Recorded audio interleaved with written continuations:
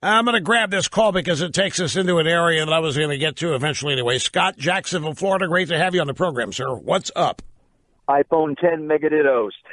Conservatives like myself, Rush, I mean, we voted for Republicans hoping to roll back all this government spending. And now I hear today the Congress, Senate and the House, they've come to this agreement. Everybody's happy, and listen, I'm a Navy veteran. I'm glad for more military spending, but this is going to add $300 billion to the deficit. So my question, Rush, is how do we as conservatives kind of justify this? It's a great question. And I was communicating with some friends before the program today on this.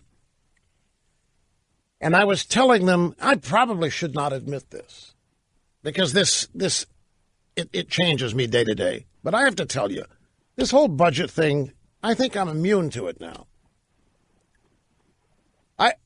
I realized I've been caught up in this budget business for as long as I've been hosting this program, and I realized a couple things.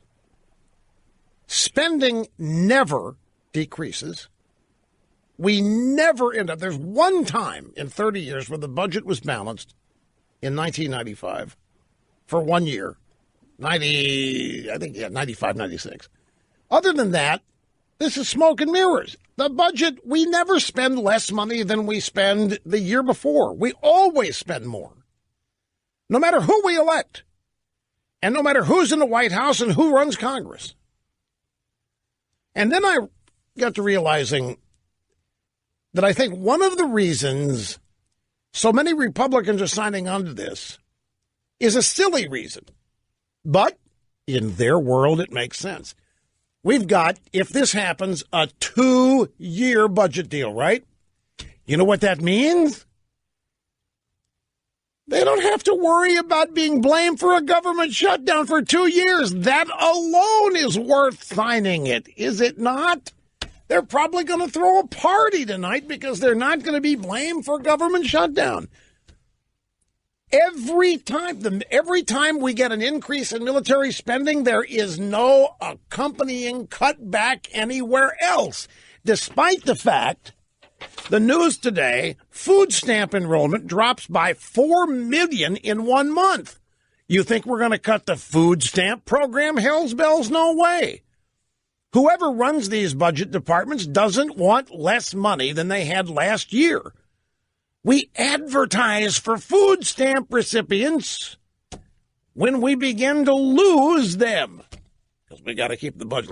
I know I'm sounding kind of cynical here, but it's not cynicism.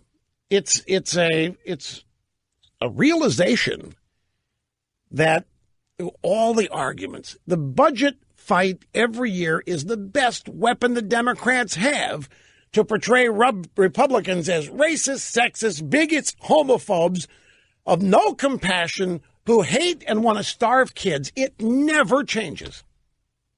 Meanwhile, we're told that the national debt's going to wipe us out, that the deficit's going to wipe us out. The deficit.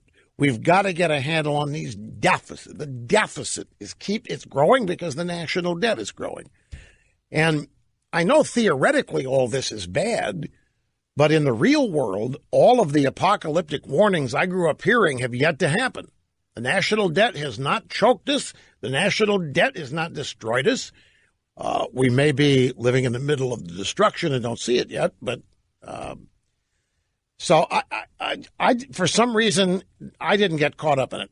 I think one of the reasons why is I'm not personally affected by these never-ending allegations of being responsible for a government shutdown.